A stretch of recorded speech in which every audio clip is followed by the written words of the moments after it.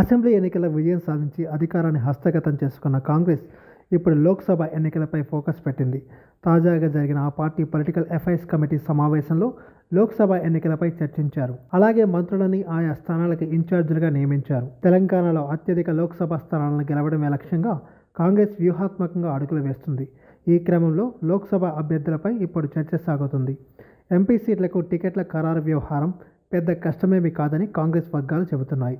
నల్గొండ, భువనగిరి, మహబూబ్నగర్, నాగర్ కర్నూల్, చేవెళ్ల, పెద్దపల్లి, ఖమ్మం, మహబూబాబాద్, వరంగల్, మెదక్, జహీరాబాద్ స్థానాల్లో అభ్యర్థుల ఎంపికపై దాదాపు ఒక క్లారిటీకి వచ్చినట్టు తెలుస్తుంది. అయితే మల్కాజ్గిరిలో ఎవరు బరిలో ఉంటారు అనేది ఆసక్తికరమే. రేవంత్ ప్రాతినిధ్యం వహించిన మల్కాజ్గిరి సీటు కాంగ్రెస్కి ప్రతిష్టాత్మకంగా మారింది.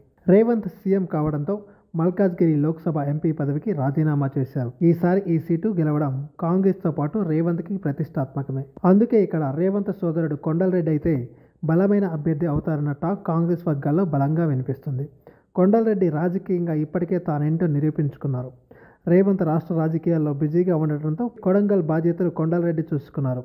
కొండలరెడ్డి ప్రజలతో మమేకమయ్యే తీరుకి కొడంగల్ ప్రజలు ఇప్పటికే ఫిదా అయ్యారు.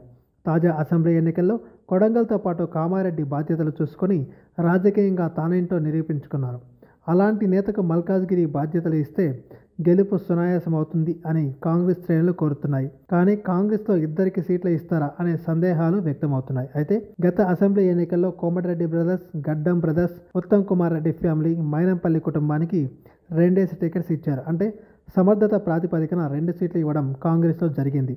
అదే సమర్థత కొండలరెడ్డి సొంతం అని కాంగ్రెస్ శ్రేణులు నమ్ముతున్నాయి. సీఎం సోదరుడు మాత్రమే కాకుండా గత 6 ఏళ్లుగా కాంగ్రెస్ కోసం కొండలరెడ్డి కష్టపడుతున్నారు. సోదరుని గెలుపు కోసం, కాంగ్రెస్ గెలుపు కోసం కష్టపడ్డారు.